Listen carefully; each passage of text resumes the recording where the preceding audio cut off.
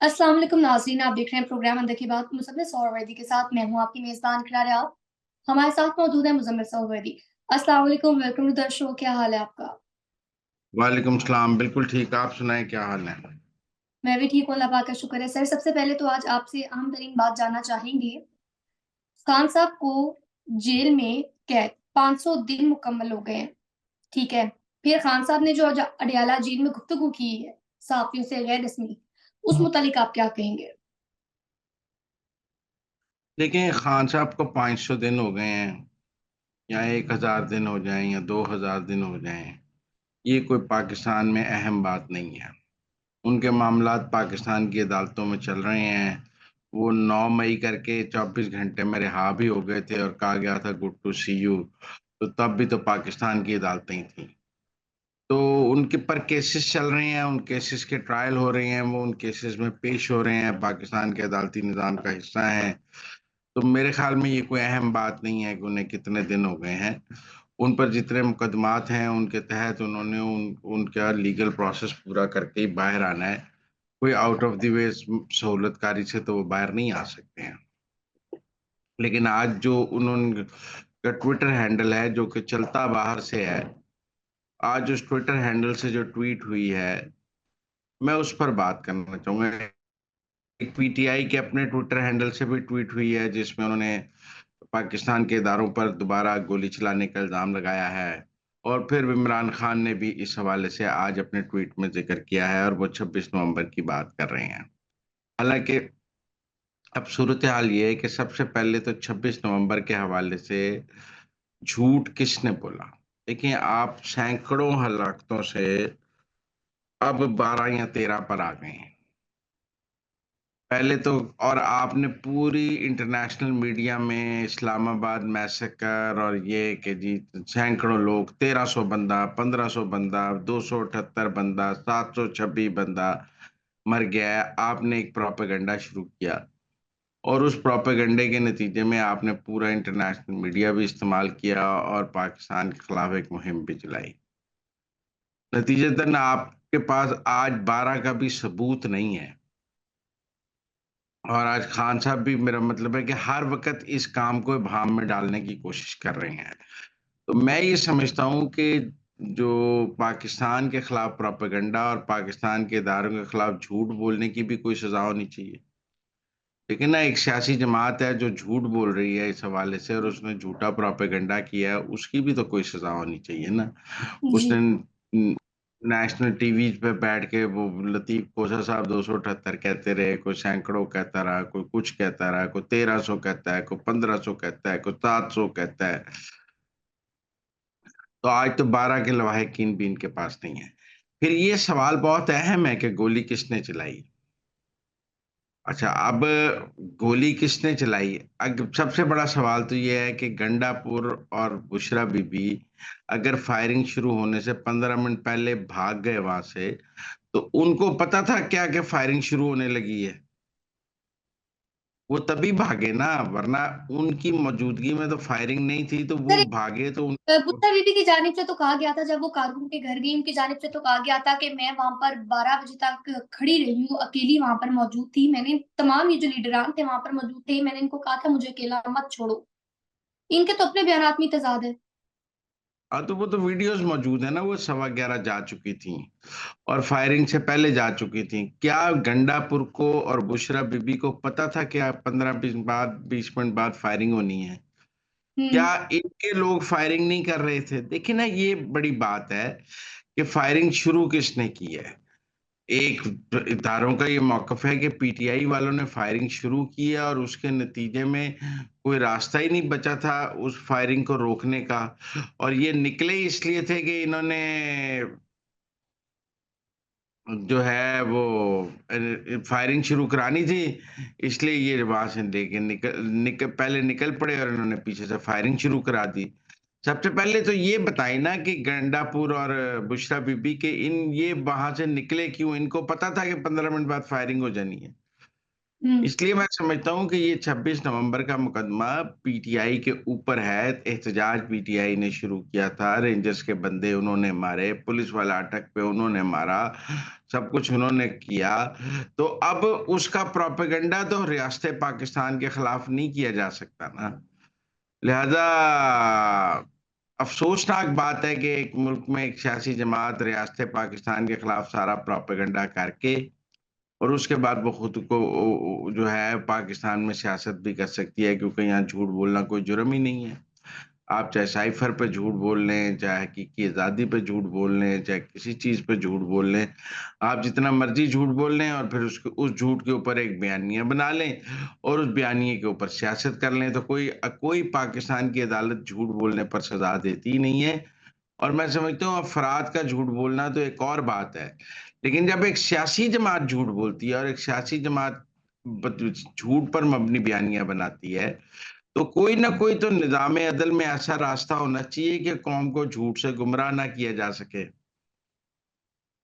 आप सियासी जमात होते हुए, आप सियासी रहनुमा होते हुए रियासत पाकिस्तान के खिलाफ प्रोपेगेंडा करें, झूठ बोलें, और पाकिस्तान में ऐसा कोई तरीका नहीं कि आपको उसकी सजा दी जा सके। आप चाहे अमेरिकी मुदाखलत का झूठ बोल लें, आप चाहे साइफर का झूठ बोल लें, अब आप 26 नवंबर के हवाले से झूठ बोल लें, आप 9 मई के हवाले से को फेक ऑपरेशन कह लें। देखिए ना, आप जितना मर्जी झूठ बोल लें, झूठ बोलने की कोई सजा ही नहीं। और तहरीक इंसाफ ने इतना फायदा उठाया है पाकिस्तान में झूठ बोलने की सजा ना होने की वजह से, कि उनका हर प्रोपेगेंडा झूठ पर मबनी होता है और वो लोगों से झूठ से मरूब करते हैं, गोएबल जैसा झूठ बोलते हैं। सर लेकिन मैं यहाँ पर बहरहाल ये आपसे चाहूंगी, जिस तरह आपने भी जिक्र किया एक वीडियो का, कि पाकिस्तान तहरीक इंसाफ की जानिब से सर ऑफिशियल अकाउंट पर ट्विटर की एक वीडियो अल जजीरा की पोस्ट की गई है, रीट्वीट की गई है, तो उस वीडियो के मतलब बताइएगा, क्या वो गलत है, फेक है, क्या है वो, या वो ठीक है? एक तो AK-47। देखिए, वो देखो, रेंजर्स के पास AK-47 तो होती है ना। रेंजर्स आम नाम तो नहीं होते, मतलब फौज है उसके, अब फौजियों के हाथ में। अब ये कहाँ की है 6 सेकंड की जो वो वीडियो है, वो कहाँ की है, किस वक्त की है? क्या रेंजर्स के ऊपर गोली चल रही थी और वो उसके जवाब में अपने दिफा में गोली चला रहे थे? पहली गोली तहरीक इंसाफ के लोगों ने चलाई जो ये अफगानी लेके आए हुए थे, या इनके लोगों ने जो ये कहते हैं हम गोली चलाएंगे, तो इन्होंने गोली चलाई ना। और क्या हम्म। है कि वो 26 नवंबर की वीडियो है, 6 सेकंड की वीडियो आपने लगाई है सिर्फ, कोई पता नहीं लग रहा कि वो कहाँ की है, कौन लोग थे। और सबसे बड़ी बात है कि देखिए, आपके पास ना आज तक किसी, जो लोग बकौल इनके जो लोग मरे हैं उनमें से किसी के लवाहिकीन का कोई मार्टम, कोई रिपोर्ट, कोई मुद्दई, कोई चीज है? मतलब अब इन्होंने 139 लोग कहा कि हमारे मिसिंग है, पहले तो कहा सैकड़ों मिसिंग है, 1300 मिसिंग है, फिर जुडिशियल मजिस्ट्रेट के सामने 139 का। उसका भी ब्रेकअप आ गया कि कुछ अटक जेल में है, कुछ जेलम जेल में है, कुछ पिंडी जेल में है, कुछ मेरा मतलब है रिहा हो गए हैं, और उसका पूरा ब्रेकअप आ गया कि ये उस हवाले से भी झूठ बोल रहे थे।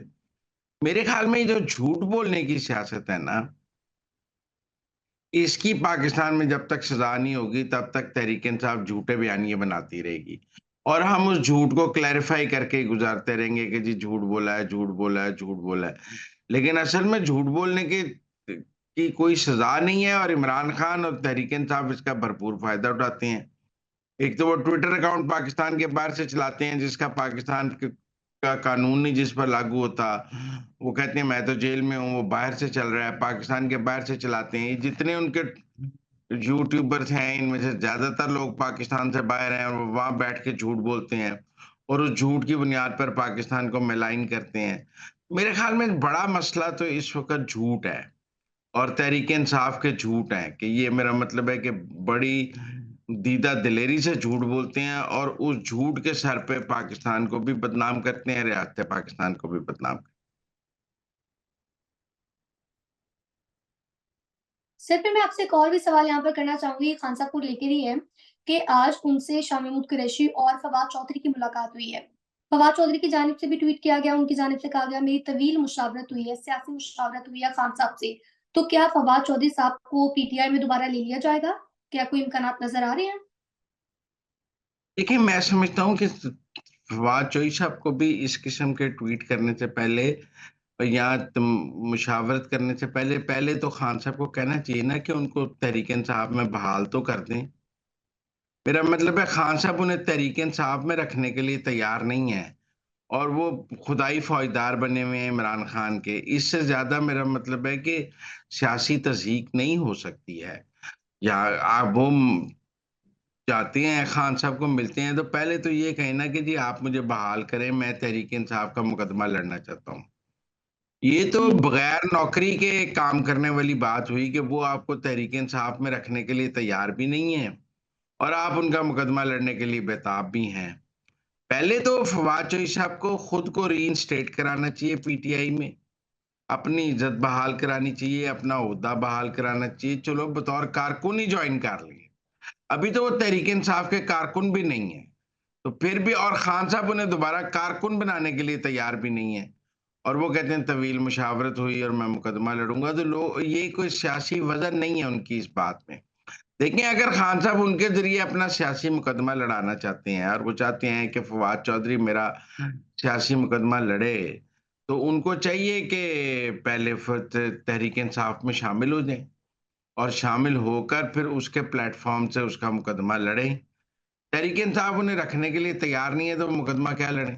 दुरुस्त फरमाया आपने। सर आगे बढ़ेंगे और अब बात करेंगे शहबाज गिल की जानिब से ट्वीट किया गया है रिचर्ड गर्नल को लेकर के उनकी जानिब से कहा गया है कि एक कैंपेन चलाई जा रही है रिचर्ड गर्नल के खिलाफ पाकिस्तान में पाकिस्तानी चैनल्स की जानिब से जिसमें उन्होंने एक चैनल का जो पोस्ट है उसको भी रीट्वीट किया है। सर इस मुतालिक आप क्या कहेंगे? देखिए पहली बात तो ये है कि पीटीआई की ये कोशिश है कि पाकिस्तान अमेरिका ताल्लुकात खराब किए जाएं और वो पाकिस्तान और अमेरिका के ताल्लुकात ख़राब करने के लिए हक कोई देखे ना पिछले दिनों उन सब ने रीट्वीट किया वो जो ट्रंप के बारे में मुख्तलिफ लोगों के ट्वीट्स थे उनको रीट्वीट किया। फिर लोगों ने इमरान खान के भी ट्रंप के बारे में ट्वीट्स जो हैं वो रीट्वीट किए और कहा कि आप भी ये बात करते रहें। आपकी सियासी लड़ाई एक तरफ है पर सियासी लड़ाई पाकिस्तान की लड़ाई तो नहीं है। और आप पाकिस्तान की लड़ाई तो इसको ना बनाएं। मैं समझता हूँ कि पाकिस्तान और अमेरिका के जो स्ट्रेटेजिक ताल्लुकात हैं, वो ट्रंप एडमिनिस्ट्रेशन में बहुत अच्छे और ठीक रहेंगे। इस हवाले से पाकिस्तान की भी तैयारी है और ट्रंप एडमिनिस्ट्रेशन की भी तैयारी है और दोनों ने मिलकर चलना है। इस हवाले से कोई इबाहम नहीं है। बैक चैनल पे काफ़ी काम हो रहा है, बैक चैनल पे और पाकिस्तान और अमेरिका के स्ट्रेटेजिक ताल्लुकात ट्रंप दौर में काफ़ी अच्छे और बेहतर होंगे। इसमें दुनिया के दीगर ममालिक का भी किरदार है और ख़राब नहीं होंगे। जहाँ तक रिचर्ड ग्रनेल की बात है, देखिए वो हमजिन्स परस्ती के हक में है, इसमें कोई ऐसी बात नहीं है। वो हमजिन्स परस्ती के हक में बात करते हैं और वो समझते हैं कि ये एक इसकी जो क्रिमिनलाइज़ेशन है वो ख़त्म होनी चाहिए, ये कोई जुर्म नहीं होना चाहिए। और तो इसमें वो गे हैं, इसमें भी कोई ऐसी बात नहीं है। तहरीक-ए-इंसाफ को उनके हमजिन्स परस्ती का मुकदमा लड़ने की क्या ज़रूरत है या उनके गे होने का मुकदमा लड़ने की क्या ज़रूरत है? हाँ, हम ये ज़रूर कह सकते हैं कि भई एक हमजिन्स परस्त और एक गे जो है वो तहरीक-ए-इंसाफ का वकील है।